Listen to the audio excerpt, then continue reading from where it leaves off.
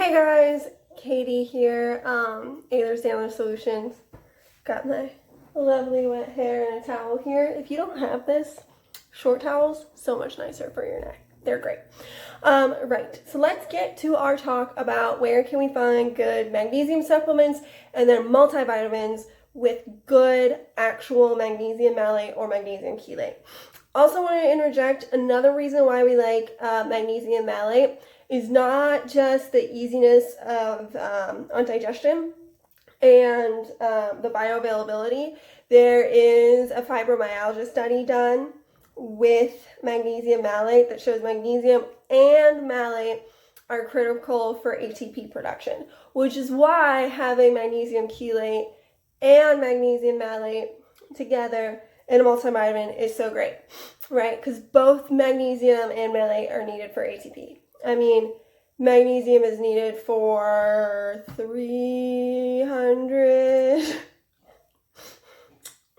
bioreactions, so it's a lot. Yeah, more than 300 biochemical reactions in the body. Right, so let's get to it. So first we're going to start off with what are good sole magnesium supplements, and then we're going to get to what are good multivitamins. And I need to tell you guys, I have been Googling and researching so much this weekend. Like my internet screen, all these tabs, all these different things. And there are certain grocery store things that I didn't even bother looking at multivitamin-wise because I know, but I know that they're magnesium oxide, right? I looked at quality kind of brand stuff. Okay, so for magnesium sole supplements, the ones that I like are, in order, Pure Encapsulation has a magnesium glycinate, which is a magnesium chelate. Pure Encapsulation provides you with a PDF about where each of their types of magnesium are sourced, why it's good for you. Like, they're very transparent on their magnesium sourcing, and I love it. And in one capsule is 120 milligrams. And you're probably going to say, Katie, the recommended daily amount for women is 320 milligrams. And if you have EDS, you need more than that because we have deficiency in malabsorption. Yeah, you're right.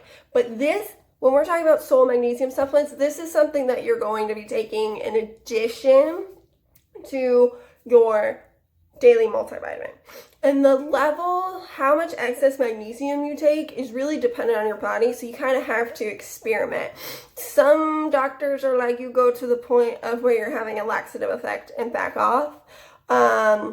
You can do where you do blood testing, but that blood testing is very hard to get high level accuracy.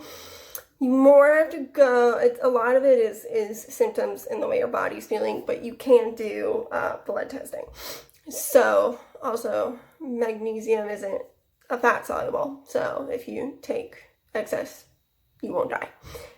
Unlike potassium, where excess potassium is not good, very bad.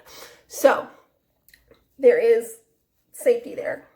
That is great for magnesium purposes. So Pure is a great brand. It's also gluten-free. It's vegan. They have a lot of science back behind them. They have education. They have resources, because we always want to go with a company that is transparent, dedicated to science, dedicated to research, open about sourcing, what are their goals. And so I really do like them. The second brand that I would go to, but I would only spend my hard-earned money on Pure. If all of a sudden Pure went out of business, the other brands that I would buy are Clean Athlete, Magnesium, let me slide my phone, Clean Magnesium, and their supplement is also a magnesium glycinate. And so I have the same amount, 120, as Pure Encapsulations, but Pure Encapsulations is more transparency. And the thing that people need to understand is supplements are not well regulated, right? There's not an FDA regulation. So just because something's on the bottle doesn't mean that it's on the bottle, right?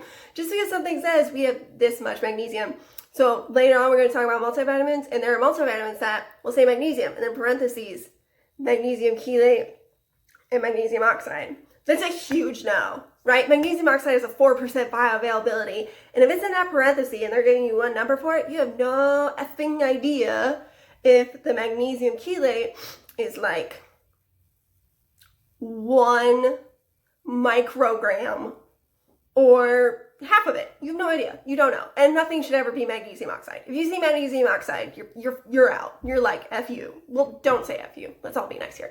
But you're like, screw that. I'm out. The next one is the physician's choice. This is magnesium biglycinate chelate. Right, it's a chelate.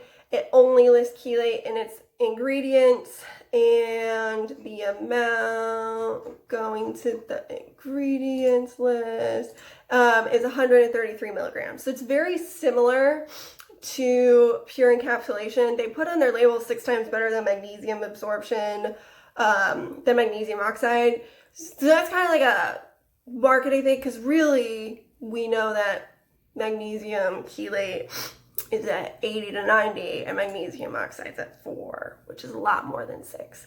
The next one is Nested Naturals Magnesium Glycinate Chelate. They only list magnesium chelate.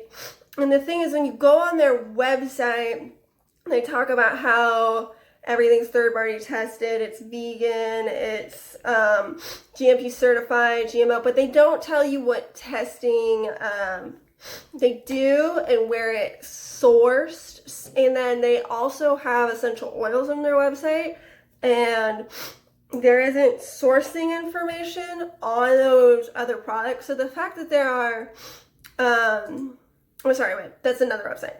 But the fact that they say that they're tested, but then they're not telling you what that is or where the sourcing is, and then they're advocating for magnesium at sleep time, is not very good for me, because magnesium should never be taken before bed. That's a myth. The process of using magnesium lowers your glucose levels, it lowers your blood sugar levels, so you're going to wake up tired and brain foggy and not in a good mood. Magnesium should not be taken any later than before dinner, right? Preferably you take it at breakfast and then at lunch. So those are the single magnesium supplements that you could get on top of your multivitamin. Number 1 ranking with all the research and looking at the brand and what's offered is Pure Encapsulation's magnesium chelate.